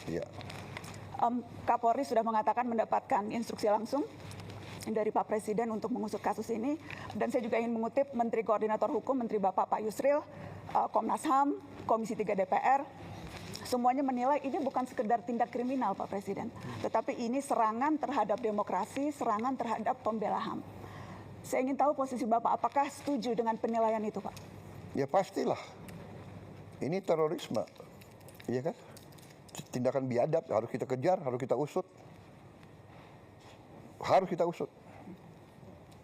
Sampai ke bukan hanya pelaku lapangan, tapi apakah siapa yang nyuruh, siapa yang bayar? Termasuk apabila ternyata yang melakukan itu aparat negara, Pak? Ya jelas dong. Yang berseragam? Tidak akan dilindungi, tidak akan ada impunitas? Tidak akan. Bapak menjamin itu, Pak? Saya menjamin. Tapi sebaliknya, kalau ini provokator, yang bukan dari pemerintah, bukan dari aparat, jelas kita harus usut kok. Ya. Pola yang terjadi selama ini, kasus-kasus teror itu berulang dan tidak pernah terungkap sampai yang memberikan perintah, sebatas di pelaku lapangan. Spesifik Pak, saya mau menyebutkan, ini yang terjadi selama setahun terakhir Pak. Ada yang tadi Bapak sebutkan wartawan Tempo, Francisca Christy Rosana, ada Tio Ardianto, ada Ramon Doni Adam, ada Firindian Aurelio, ada Sheryl Anavita, ada Iqbal Damanik, ada Zainal Arifin Mohtar. Latar belakang mereka Pak Presiden semuanya beragam, tetapi kesamaannya adalah semuanya kritis menyampaikan pandangan di muka publik. Apakah Bapak bisa memahami ada kekhawatiran yang muncul bahwa ruang aman untuk bersuara menjadi semakin menyempit, Pak? Anda merasakan? Apakah dibandingkan dengan banyak negara, apa kita batasi nggak? Ada yang merasakan? Coba lihat, kita batasi nggak? TikTok, fake news, hoax, kebohongan yang disiarkan tiap hari. Coba Anda lihat, coba bandingkan sama negara lain. Karena yang terjadi adalah dampaknya yang kita lihat, Pak. Mereka yang bersuara kritis. Iya, mendapatkan tapi kadang-kadang intimidasi. ada orang, Mbak Nana, kita ini bukan anak kecil, kita sudah hidup lama. Kadang-kadang kan ada peristiwa yang justru dibuat seolah, Anda ngerti ya, itu namanya provokasi. Itu ada di buku, Mbak Nana, ada di buku intelligence, ada itu. Itu namanya false flag operation. Iya kan? Melakukan aksi teror seolah yang lakukan orang Palestina, tapi yang lakukan bukan orang Palestina, yang lakukan Mossad. Itu terjadi. Sebetulnya Anda paham ya? Iya.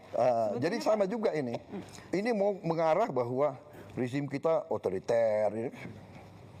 Sebetulnya Iya kan? spekulasi-spekulasi itu muncul karena ketidakadaan jawaban, Pak Presiden. Jadi kerap kali kasus-kasus yang terjadi ini berhenti begitu saja, tidak terselesaikan, sehingga kemudian muncullah begitu persepsi publik bahwa wah, kalau ini tidak selesai berarti ini ada unsur negara yang bermain dan sebagainya. Karena, saya karena tidak ada jawaban, maka kemudian saya ingin menjamin, saya ingin membangun Indonesia yang beradab, ya. Itu cita-cita saya. Saya ingin membangun pemerintah yang bersih. Saya ingin punya polisi yang bersih, jaksa yang bersih, intelligence yang bersih. Anda tahu, saya mau tanya sekali lagi ya, saya ini korban juga. Tapi saya itu berpikir yang besar, concern rakyat, pangan, energi, benar nggak? Dengan perang, harga pangan bisa naik. Tapi saya mau tanya, ini bulan Ramadan, harga pangan terkendali atau tidak? You know, I think we are doing a good job. Ya, jadi percayalah, saya tidak akan mengizinkan hal-hal seperti itu terjadi. itu yang ingin kami dengar, Pak. Iya. Percayalah, saya dipilih oleh rakyat untuk membela rakyat. Tapi kita waspada. Saya minta diusut benar. Ya. Diusut sampai aktornya. Iya, sampai aktornya. Saya rasa pernyataan Pak Presiden sudah boleh soal yang itu. Ya. Dan berarti Bapak tadi bicara secara tegas tidak boleh ada warga yang diintimidasi, yang diteror karena mengkritik pemerintah. Tidak boleh. Jaminan langsung dari Presiden Republik Indonesia. Kalau wewenang ada, itu saya lakukan. Ya. Bapak, apakah memberikan tenggat waktu ke Kapolri, Pak, untuk pengusutan kasus ini? Ya, saya ini orang realistis dan saya orang yang adil. Dari segi kapasitas, kita biarkanlah mereka bekerja. Ya. Tapi tidak hanya Polri, banyak lembaga lain juga harus bekerja. Ya. Lembaga lain penegak hukum juga yang di luar penegak kepolisian. hukum, ya kan? Apakah Bapak terbuka dengan ide membentuk tim independen untuk membackup ini, Pak? Kita bisa pertimbangkan. Asal independen ya. Independen. Ya, jangan semua LSM yang sudah a priori benci sama pemerintah yang dapat uang dari luar negeri, ya kan? Ya kan? Kalau Anda mau bicara apa adanya, saya juga bicara apa adanya, gitu. Iya kan? Tapi yang jelas malam ini kami sudah mendengarkan langsung statement dari Presiden. Presiden sangat bold. Begini, Tegas. saya ingin menegakkan hukum. Saya ingin menegakkan hukum. Bagaimana kita tegakkan hukum kalau kita biarkan seperti ini? Kalau itu dari aparat. Dan saya ingin kasih tahu bahwa memang aparat kita ya banyak kekurangannya. Kita menemukan deep state, kita menemukan ada dirjen-dirjen yang berani ngelawan menteri. Akhirnya kita pecat kan, banyak sekali dirjen-dirjen. Ada dirjen-dirjen yang merasa untouchable. Ada lembaga-lembaga yang merasa nggak boleh diaudit. Ini pekerjaan tidak ringan. Tapi kan saya tidak mau sedikit-sedikit mengeluh atau sedikit-sedikit mencari simpati rakyat. Ya ini pekerjaan saya dilantik untuk itu, saya bersihkan. BUMN saya sedang bersihkan. BUMN selama ini salah satu kebobolan kita paling besar. Jadi dari Mbak Nani, memang ini masalah Indonesia gitu loh. Di mana-mana, ya kan? Jadi tapi percayalah bahwa tidak ada niat dari pemerintah, apalagi yang saya pimpin, untuk lakukan seperti itu. Come on, apa sih? Benar nggak? Rakyat kita nggak bodoh. Saya mau ingatkan ya, sampai hari ini rakyat yang di bawah tuh dukung saya. Persis yang disampaikan tadi Pak Dede. Iya kan, kalau memang rakyat tidak suka sama saya, bisa turun ke jalan rame-rame. Tapi mereka tahu, kalau rusuh, semua negara yang rugi. Mau ganti saya, tunggu dong 2029. Jadi negara yang beradab ya. Sabar ya. Iya, sabar. Tapi yang saya lihat ya, Mbak Nana harus objektif juga ya, sebagai seorang tokoh, bahwa destabilisasi, disinformasi itu bagian dari bernegara. Jadi ada negara-negara tertentu yang punya keahlian di situ, regime change, color revolution, come on. Masa Anda nggak pernah baca, nggak pernah lihat, ya kan? Asia Tengah. Apakah Bapak membaca kritikan-kritikan yang dilontarkan baik oleh pengamat yang Bapak sebut tidak patriotik seperti tadi pertanyaan Mbak Eno, atau dari orang-orang yang memang selama ini kritis terhadap pemerintah, itu semuanya bermuara pada keinginan untuk regime change, Pak Presiden? Tidak semuanya, saya tidak pernah katakan semuanya. Sebagian Tapi besar. ada, oh jelas ada. Ya kan, jadi begini. Bagaimana Bapak membedakan itu, Pak? Mana yang menurut Bapak memang ini sudah keluar jalurnya, sudah saya ingat begini. istilah Bapak makar waktu dulu bulan Agustus ada demo, dan mana yang memang ya ini sesuatu yang Ya kan, yang wajar. Jelas waktu Agustus ya jelas makar, dia mau bakar gedung DPR, kantor gubernur, institusi pemerintahan mau dibakar, dia semakar, bikin kerusuhan, bawa bom molotov, ya kan? Tidak ada LSM yang ribut soal bom molotov. Banyak yang Ada yang protes nggak? menyampaikan, banyak Pak yang Jujur lah. protes, banyak yang Nggak, protes. come on, sudahlah. Banyak yang protes. Jujur, buka rekam jejaknya, rekam Mungkin digitalnya. Tetapi untuk dalam- ya. round satunya kita cukupkan dulu ya. Enggak, biar aja. Biar aja, ayo silakan. Oh iya, Kata silakan. Bapak Presiden Ya, biar ya, ya. biar Oh hidup. iya, nggak apa-apa. Ini kesempatan Dalam- bagi saya jawab. Ini Boleh nggak? menarik. Betul Pak. Oh iya. Terima kasih kesempatan. Ada yang ribut nggak soal bom molotov? Banyak Pak yang Aduh, Banyak come yang on, ribut. nggak objektif. Banyak yang Nggak ada. Bapak, dan- Ada yang ribut nggak gedung DPR mau dibakar? Banyak Pak, pemberitaan come media on. juga banyak soal itu. Nggak ada itu. Pemberitaan waktu media banyak soal itu, sedikit. banyak yang mengecam. Iya, saya hormati itu, silakan. Tapi begitu bakar-bakar itu kriminal. Iya. Tapi kenyataannya Pak, ratusan yang ditangkap kemarin itu kebanyakan justru mahasiswa. Ada satu penelitian yang menyebut terbesar sejak zaman reformasi penangkapan yang terjadi pada mahasiswa dan aktivis, Pak. Tetapi provokatornya atau siapapun yang bertanggung jawab, aktor yang menyuruh dan sebagainya, itu tidak pernah terungkap, alih-alih dibawa ke pengadilan, Pak Presiden. Ya itu tantangan kita harus cari. Saya baru menjabat berapa tahun? 1,5 tahun. 1,5. Masih ada waktu untuk saya membuktikan? Kami tunggu pembuktian itu, Pak Presiden. Kami tunggu pembuktian itu. Iya. Hah? Jumlah koruptor yang saya tangkap berapa? Come on, ya kan? Percaya, saya sumpah untuk membela rakyat saya. Saya pertaruhkan jiwa saya berkali-kali.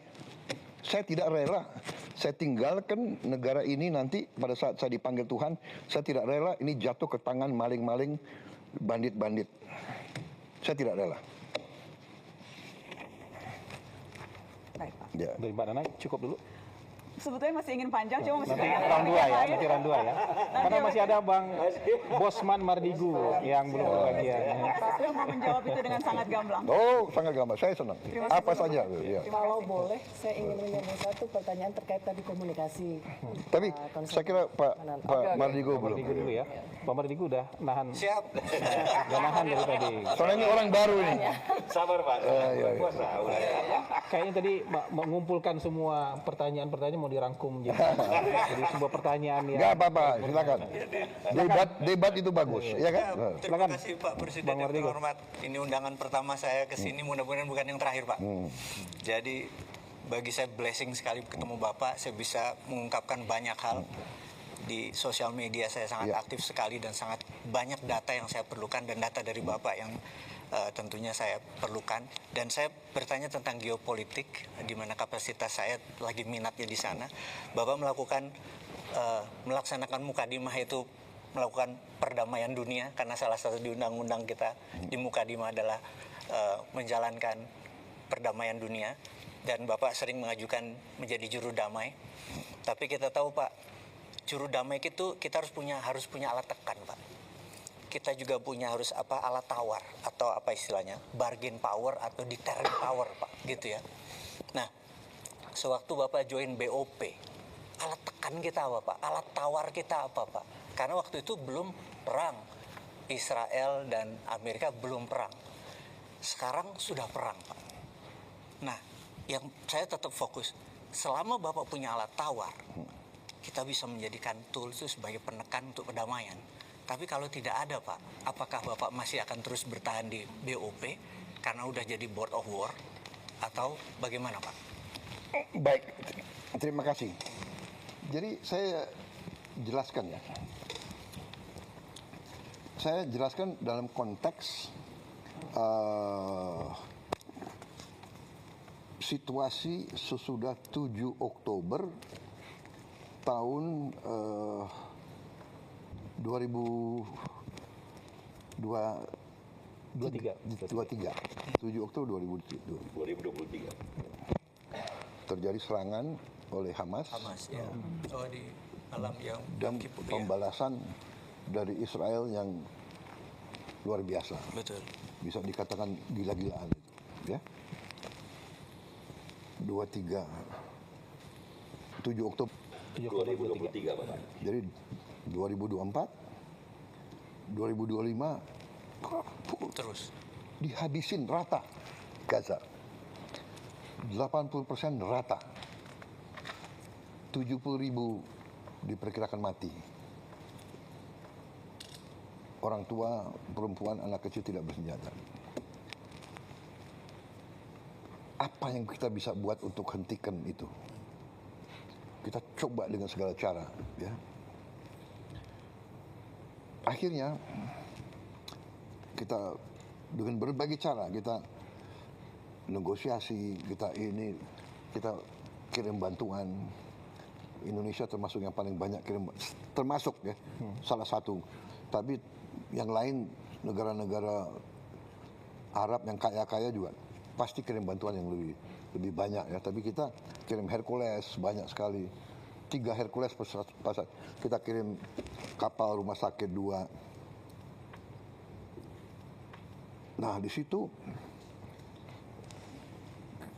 negara-negara Arab dan yang berurusan itu akhirnya kan sebagian dari mereka punya hubungan baik sama Presiden Trump Amerika. Mereka semua mendesak Amerika, tolonglah hentikan penghancuran Gaza ini. Dan saya di berbagai forum saya juga mengatakan bahwa di sini adalah the moral decline of the West. Ya, bahwa negara Barat, waktu itu Amerika sama Eropa jadi satu masih, selalu mengajarkan kepada kita HAM, selalu mengajarkan kita demokrasi. Saya jarang dengar itu LSM yang kritik pemboman di Gaza itu. Maaf ya, aku boleh sindir juga kan. Kalau yang menyangkut negara Barat nggak mau, mereka terlalu banyak ya. Sekali lagi saya bukan anti Barat loh, tapi I know what's happening, you know. Jadi akhirnya Presiden Trump itu tadinya dia punya cita-cita ingin menjadi presiden yang bawa perdamaian. Betul. Ada Abraham Accords. Tadinya. Iya. Dia sangat mengharapkan dia bisa menyelesaikan masalah-masalah dan dia bisa dapat Nobel Peace Prize. Nah, ini oleh rekan-rekan kita negara-negara Arab waktu itu dan Muslim bahwa kita ingin mendorong Presiden Trump untuk bisa neken Israel untuk hentikan. Karena kalau kita buka terbuka, kalau kita bisa terbuka, hanya Amerika yang bisa nahan Israel. Kemudian waktu di sidang umum PBB di bulan September tahun 2025 kalau tidak salah ya. Saya muncul karena saya UNGA. saya pembicara ketiga habis Lula, Brazil, Trump, saya. Di situ saya sangat tegas dan juga hari sebelumnya saya juga bicara di forum yang dipimpin oleh Prancis, Emmanuel Macron. Dan di situ negara-negara barat banyak yang umumkan mengakui Palestina. Ini terobosan besar. Ya. Kalau tidak salah Prancis umumkan, ya kan? Inggris umumkan, banyak negara. Ini luar terobosan ini. Terobosan luar biasa. Karena semua mau neken supaya Israel hentikan itu. Nah, di situ juga saya tegaskan lagi bahwa the only solution is two-state solution. Sesudah pidato saya, berapa jam kemudian, 8 negara Muslim diundang oleh Donald Trump. Arab Saudi, Uni Arab Emirates, Yordan, Turki, Pakistan, Qatar. Ini fotonya ini. Ya. Sama Jordan, Pak. Iya, sama Jordan. Jadi yang mimpin waktu itu Donald Trump dan Erdogan, dua co-chair the meeting. Jadi di situ Mesir Perdana Menterinya hadir, Pakistan Perdana Menteri, Raja Abdullah sendiri hadir, adiknya MBZ hadir, dia kalau tidak salah duta besar di Washington, saya dan Emir Tamim. Ini juga Menteri Luar Negeri Arab Saudi. Di situ dia minta Witkoff nggak salah duduk di belakang itu, nggak kelihatan di belakangnya besan ya. Dia bacakan 21 point plan of Trump. Tak. Kita pelajari, kalau nggak salah ada paragraf ke-19 kalau tidak salah ya. 19 ya. Jadi dia bicara macam-macam, interface dialog, tapi paragraf ini yang menentukan bagi kita. While Gaza redevelopment advances and when the Palestinian Authority, ya, Palestinian Authority jadi pemerintah yang mimpin Palestina sekarang, reform program is faithfully carried out, the conditions may finally be in place for a credible pathway to Palestinian self-determination and statehood, which we recognize as the aspiration of the Palestinian people. Ke-20, the United States will establish a dialogue between Israel and the Palestinians to agree on a political horizon for peaceful and prosperous coexistence. Jadi, kita lihat, wow, ini 19 dan 20 ada peluang, walaupun kita tahu ini sedikit. Akhirnya kita berdelapan diskusi, kita dukung ini atau tidak. Akhirnya dalam lobby sebelum ini kita bilang kita dukung ini. Habis itu Emir Tamim kita tunjuk sebagai juru bicara kita. Akhirnya setelah dibacakan Emir Tamim atas nama kita, karena kita sebelum meeting ini kita sudah dikasih poin. Pak, sorry Pak, ini resolusi UN Council ya Pak? Jadi Iya, resolusi tapi berdasarkan plan itu. Berdasarkan, jadi poin-poin ini poin yang BOP atau poin US Council Pak? Pertama, ada halaman ini ada di poinnya Trump. Oh, oke. Yang dimasukin ke resolusi itu. I see. Nah, akhirnya Emir Tamim bilang, Mr. President, we like your plan. Ya, plannya Trump kan jadi pertama 21, akhirnya jadi 20 dan sebagainya. Tapi anyway, we like your plan, but the problem is not us. The problem is Prime Minister Netanyahu of Israel. Nah, di situ Trump bilang, dia bilang begini, dia lihat ke kita, Emir Tamim kan di sebelah saya, dia let me take care of Netanyahu. Prime Minister Netanyahu. Dia let me take care of Prime Minister. I will convince him. Jadi dia kasih jaminan ke kita. Dia yang akan menggait Perdana Menteri Netanyahu. Dan benar, ini kalau nggak salah pertemuannya hari Rabu atau Kamis, Perdana Menteri Israel datang hari Senin dan akhirnya dipanggil ke White House dan akhirnya dia juga terima masalah ini. Dalam perjalanan terjadilah gencatan senjata. Ya. Terjadilah gencatan senjata pertama kali. Akhirnya berkuranglah penderitaannya rakyat Gaza. Yang tadinya ribuan mati, akhirnya total dalam 1 tahun gencatan senjata, ya ada pelanggaran, ada mati 600 sampai 700 orang. Yang darinya ribuan tiap minggu. Kemudian buka Rafah, ribuan truk masuk. Bantuan. Ya sekarang ada 4.200 truk tiap minggu. Kalau tiap truk itu 10 ton, 20 ton ya. Pokoknya sekarang diperkirakan semua rakyat Palestina dapat makan. Bisa diselamatkan. Ini fokus. Tiba-tiba ada konsep Board of Peace. Ya kan? Jadi, nah Board of Peace, ternyata rencana itu yang tidak ada Board of Peace, itu dimasukin ke Dewan Keamanan. Resolusi Dewan Keamanan. Resolusi 2803. Yang tidak diveto oleh siapapun. Berarti Rusia dan Cina ikut mendukung. Walaupun tidak eksplisit. Dia abstain, tapi dia mengizinkan resolusi ini. Nah, itu syarat kita. Jadi syarat saya dari awal, saya akan ikut dalam proses perdamaian. Indonesia siap menyumbang pasukan perdamaian asal disetujui oleh PBB. Akhirnya Board of Peace disetujui oleh PBB. Nah, kita tanya lagi 7 negara Muslim lainnya, bagaimana? Akhirnya kita ambil kesimpulan begini. Kalau kita di dalam, mungkin kita bisa pengaruhi dan membantu rakyat Palestina. Kita tahu, tidak gampang. If we are inside, maybe we can help. Dukung rakyat Palestina.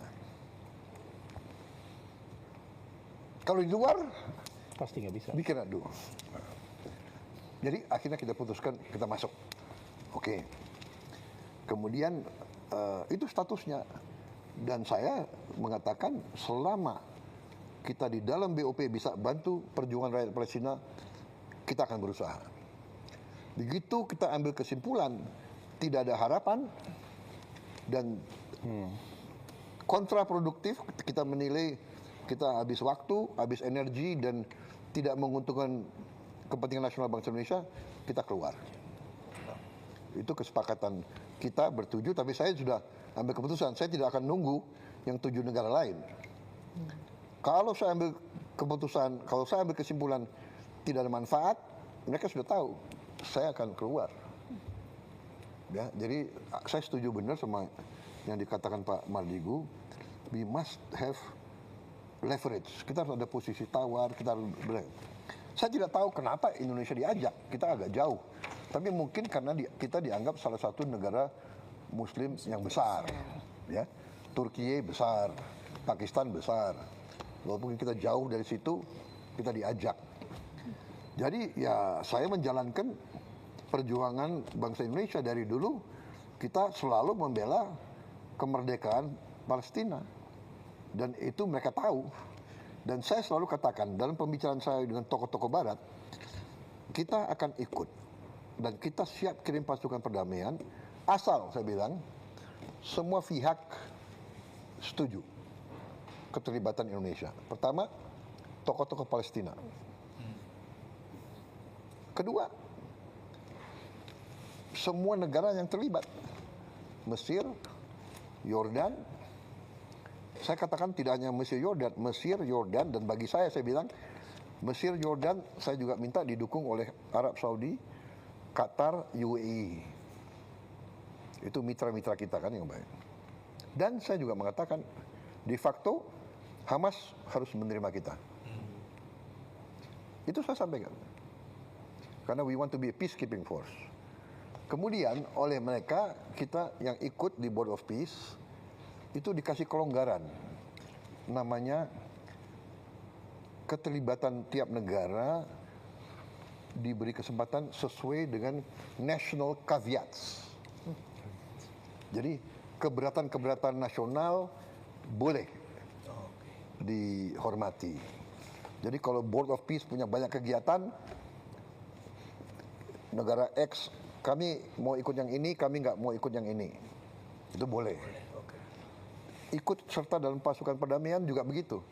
National caveats. Kita tegas, kita tidak mau terlibat dalam aksi militer terhadap Hamas.